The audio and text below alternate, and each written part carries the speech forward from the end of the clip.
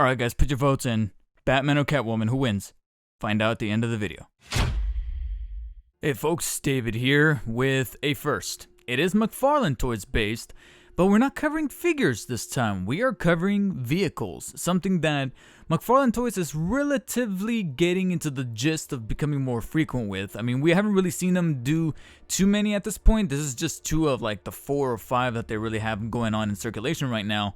And frankly, I do have 2 other vehicles to yet cover, but being that we're all hyped up for the Batman coming out in March, we actually have 2 vehicles coming from that respective movie toy line. We have the Batcycle, which I already had on pre-order and it finally arrived, but then, very timely and coincidentally and appropriately, I managed to find the Drifter motorcycle over at Target. So I figured that because they're vehicles, because they're bicycles, they don't really have articulation or much in the form of accessories, they don't have anything, too grandiose to really cover. I figured, you know what, let's go ahead and do a 1-to-1 comparison between the Batcycle and the motorbike. We're gonna start off with the Batcycle, only because this is the one that I think everybody has already seen. The Drifter motorcycle, however, I haven't really seen too many people cover it. It's relatively new. It's the most frequent, most recent one to hit the market. So we're going to wait off on that one just to kind of keep you in a little bit of suspense. For now, let's just talk about the Batcycle. This is officially going to be Batman's motorbike, aside from the muscle car that is going to be the Batmobile. And as you can see right here, this guy is a beefy motherfucker. Hockey pads. The wheels alone just kind of caught me off by surprise. Obviously, the rear one is going to be a little bit on the thicker side than the one on the left or in the front in this particular perspective. But you can see right here that it's meant to be a much more bombastic and theatrical version of a motorcycle. And he's going to have different aesthetic amplifications on the bike that make it look like he took his original drifter bike and like the whole approach to this Matt Reeves grounded version of the Batman, who's made to be a only second year or sophomore year Batman. He made the modifications himself, but he's still relatively new to the scene, so you can kind of see that coming through a little bit in the Batcycle. The muscle car was already a thing in and of itself, and time will only tell if McFarlane Toys is ever going to give us a Batmobile, but for the time being, they actually did a serviceable job of really giving us a proper look at the Batcycle here, that not only it has the proper engine, but you can see the modifications going alongside here with these extra little heat boxes. I don't know the proper terminology as far as motorcycle lore and the way motorcycles work. I'm not a gearhead like that, so if I get anything wrong, please bear with me. But you can see the exhaust kind of protruding right here. Like I said, they're very big, they're very showy, but at the same time, it all has that Dark Knight aesthetic, especially with the little guard here on the handrails, as well as the spotlight here in the front that is reminiscent of something that comes from the Batman animated series or the Burton series of films, where you have the little aesthetic here that is subtle yet very much Batman-like. If you were to see this out in public, you would instantly think, oh, it's the Batcycle. Just like whenever you see a Batmobile, it could be just a black muscle car, but if it has some kind of wing-looking aesthetical piece, either in the back or in the front, the brain instantly goes Batcycle or Batmobile. And in this case, you could still see that coming across very well with this specific piece right here. Now, the front can turn left to right, but because of said piece here in the center here that's supposed to protect the handrails as well as the spotlight, it's a little limited as far as how far the front wheel can turn from left to right for a general motorcycle, as you can see right there. But as far as the detailing and the paint applications they were able to get for the remainder of the Batcycle, comes across really, really well, especially in the engine. That's probably my favorite part as far as detail and aesthetic is concerned. They really nailed it out of the park. What I don't think is really fully realized is that maybe because we're not really dealing with an action figure, I feel like a little bit more effort could have been put towards the actual quality of the plastic. In terms of looks, it looks like a really hefty vehicle, but when you actually kind of handle it and maneuver it, you can feel a little bit of the hollowness within the plastic. It would have been nice to have had some kind of die-cast metal, or at least a much more fully realized piece of rubberized plastic inside that will give it an extra added weight or mass or density to it that makes it feel like a vehicle, a tank of a beast here as far as Batcycles are concerned. Now, as we move towards the back, again, more paint applications kind of come through very, very well, especially right here in this middle piece that's kind of tucked away underneath the seat. But then you see a couple of more exhausts. You see the back wheel, which again, like I mentioned before, it's a bit more on the thicker side. And then we also have the foot pedals right here on the side that bats can rest up on there as well. And if in case it didn't come through very clearly, you have the seat as well as the gas tank right here fully realized, really well sculpted, and the paint applications are nothing to complain about. But like I said, they're just going to be a matted black, very straightforward and to the point. And as far as like sculpting and detailing, it's really, really good. I just wish that they would have played around a little bit more with other materials, whether it be much more filled out filaments as far as rubberized plastic within the center here to again give it that weight, or even better, I know it would have cost a pretty penny, but die cast piece, especially for these much more metallic pieces amongst the handbrake as well as these little pistons here, and most definitely the exhaust would have been a welcome addition. In contrast, we will then have the drifter bike, which in my opinion actually warmed up to me quite a bit. When this thing was fully revealed not too long ago, I thought to myself, okay, the drifter Bruce Wayne I obviously do not want because it looks kind of fuck ugly, especially with those raccoon eyes. And then the stigma of that figure kind of carried on over to the drifter motorbike, because I thought to myself, okay, if I don't want one, I'm not going to want the other. I'm mainly going to prioritize in acquiring the Batcycle here because it's obviously the Batcycle. It's a bat vehicle, and therefore by default that aesthetic with the matte black and these little pieces right here that, like I said, are very reminiscent of Batman, are going to speak to me a little bit better. But as I maneuvered and played around a little bit more with the drifter motorcycle, it warmed up to me quite an awful lot, especially because, as you can tell right here, it's going to be the drifter bike prior to receiving those bat modifications. So my only guess right now, my only theory is that there's going to be a portion in the movie where we are going to see just a little bit of the origins of Bruce Wayne tackling with the death of his parents and going into the horizon as a drifter, finding himself and then building that Batman persona.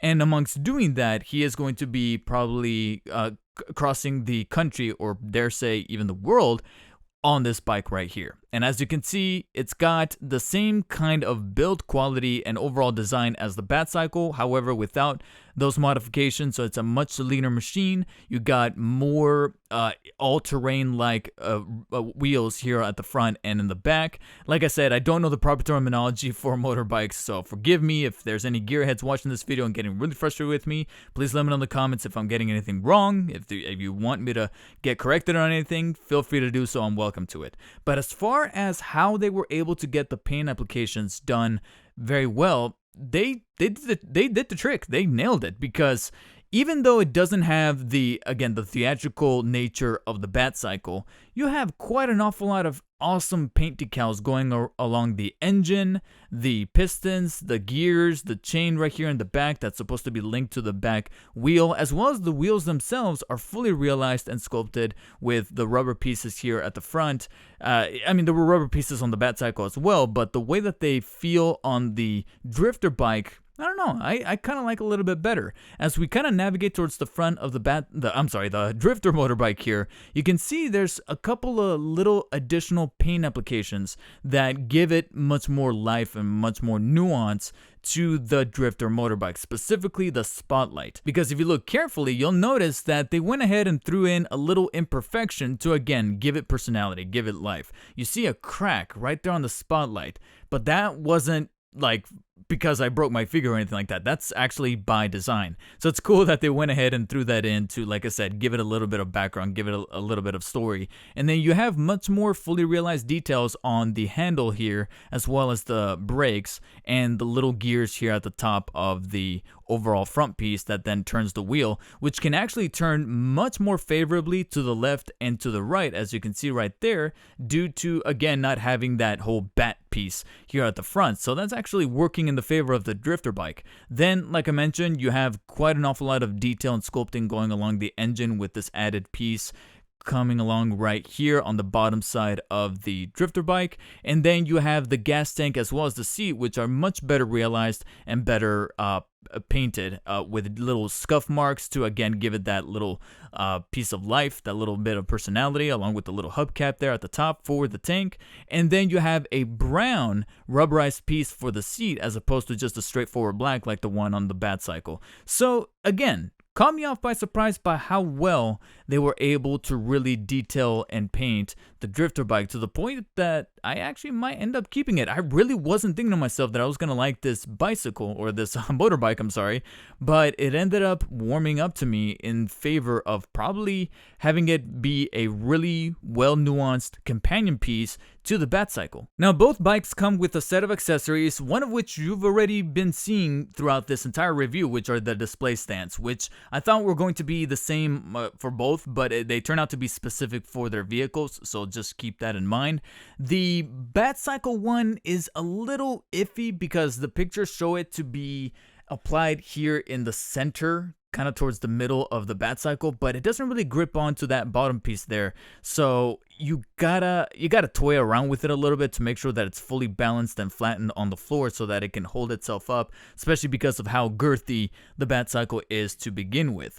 Whereas the drifter bike actually has a much more favorable display stand here at the back tire that is specifically designed to clip on to the back tire because of how much narrower it is. So because of that, it's much more secure and it does a better job of holding it in place. Whereas the Batcycle, like I said, at one point kind of, see, there you go, it's loose. And the only way to have it be tight and clasped onto the Batcycle fairly well is to press it all the way in, but in doing so, it's not on the ground, so therefore you could see the Batcycle itself kind of lobbying from side to side. So you kind of have to like toy around with it, flatten it down to the floor, to the part of the table here, and have it situated like so. However, the other accessories that these two bikes come with respectively are a little bit more controversial. Let me start off with the much more straightforward one. The drifter bike comes with a helmet.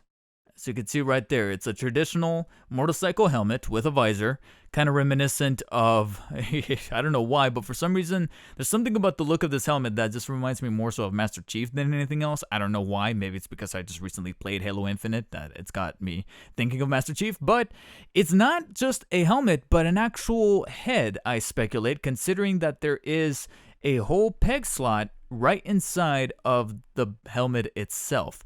So my guess is that the Drifter Bruce Wayne figure will come with a head that is kind of designed to be removed. As far as I can tell, I haven't exactly tried to remove the head of either Batman that I actually have or Catwoman from the Batman McFarlane Toys line. And I'm not going to try to, because I'm scared that those figures were not intended to have their heads removed, whereas Drifter Bruce Wayne will, and therefore you'll be able to slot this helmet in. And as it stands, because it has this part on the inside that is designed to fit into the neck piece of Drifter Bruce Wayne, it's obviously by itself not going to fit on either Selina Kyle or Batman because of the way that their heads are built. So you can completely forget about it being a wearable helmet. This is a helmet specifically designed for Drifter Bruce Wayne, so sadly, it's either going to be a form of set dressing or going back onto the package itself. The accessory that the Batcycle came with, however, is arguably the controversial one, because it's an accessory that wasn't supposed to come with the Batcycle in the first place. It was supposed to come with Batman, and that is a neutral or grip holding hand. Yes, I have seen some comments in my original Batman review for the McFarlane Toys, the Batman 2022 Batman, the Robert Pattinson Batman, someone or a couple of people in that comment section said that yes, the Batcycle comes with this neutral hand reminiscent of the one that he has on his left to replace the karate, as I like to call it, the karate chop hand, so that then he can grip on to the handlebars of the bike and actually be posed with the bike. Yeah, except we shouldn't be buying a whole nother vehicle. We shouldn't be spending another $30 on a vehicle just so we can get an accessory that should have come with the figure in the first place. I'm sorry, but that's kind of lazy and manipulative of McFarlane Toys, and as much as I love their figures, this is something that I should definitely not see be repeated again. Please, please, please do not do this. Nevertheless, you can remove the hand on Batsy here, the karate chop hand as I like to call it, just like you would any other removable hand from a McFarlane Toy figure. You just gotta give it a gentle tug. Of course, it's a little tougher than I was coming to expect, so do be careful because the peg itself is also like really weirdly designed, so you kind of, there you go. All right, so you give it a firm tug on there, and there's the peg itself, and then you just take the neutral hand, see right there, pop it in. It is a little tough because that wrist joint has a tendency to kind of lop over to its side and not be straight, so do be careful. And after toying with it a little bit, you'll hear a little pop, and then in goes the hand, and it's just as movable and flexible upon that joint as that original karate chop hand, only this time Bats actually looks, Battinson looks actually a little better. He's still got that side eye, but at least he's got matching hands to counteract that. Now, the way I look at it is that even though I'm likely not going to be getting Drifter Batman or Drifter Bruce Wayne, to be completely honest, because just the way that he looks and my appeal towards it not practically being non-existent, I told myself, okay, you know what? Bats can have his Batcycle. You know who could have the Drifter bike? Catwoman. I figured in the trailer you actually see her with a bike. Who's to say that she's not the one who inherits the Drifter bike instead? Sadly, I really wish that helmet would have fit her, but the way that it's designed, because of that little hole in there that's intended for Drifter Bruce Wayne's head to be removed and popped in its place, that's not going to happen. It's simply just going to have to be set dressing like it is right now. Nevertheless, I would say that the way it's looking right now, I'm probably going to be keeping both vehicles in the collection, considering how surprising the Drifter bike ended up being, not only by itself but also as a form of a companion piece to the Batcycle. Of course, deep down I really wish that they would have incorporated some die-cast pieces, because that's generally what comes to mind when it comes to vehicular toys, whether it be from McFarlane Toys or even from Hot Wheels and other manufacturers, NECA and Spin Masters, etc., that bring us vehicles from movie tie-in franchises and Toylands. So we've seen it be done in the past, and of course over the course of time, as like inflation comes into play and all that stuff, it becomes much more expensive to incorporate set pieces, so therefore they're going to omit them from their production. Still, plenty of left there to be desired as far as quality control and that pristine premium feeling of these vehicles, but as it stands, the sculpting is great, the paint applications is great, and I'm genuinely surprised by how off guard I was caught with the Drifter motorcycle. So if you do happen to have the money, because I do know that they go for an additional $10 than a traditional McFarlane Toys figure, you have the money and you have the space, I would say pick the two motorbikes up, the Batcycle for Batman if you do have them, and then the Drifter bike, I would say for Catwoman. Like I said, she is entitled to have her own motorbike here to kind of keep up the pace with Batman, her partner in crime, and look nice within your collection.